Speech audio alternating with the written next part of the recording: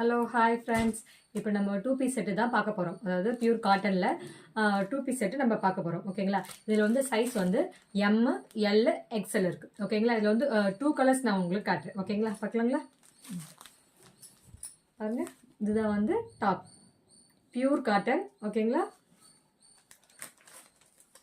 இது ஃபேண்ட் வந்து elastic type, அந்த தாராளமாக தான் இருக்கும். ஓகேங்களா? இந்த சைஸ் வந்து பார்த்தீங்கன்னா எம். ஓகேங்களா? இப்போ எம்முக்குள்ள சைஸில் நாங்கள் வந்து ஃபேண்ட்டை வந்து நாங்கள் இது பண்ணியிருக்கோம். ஓகேங்களா?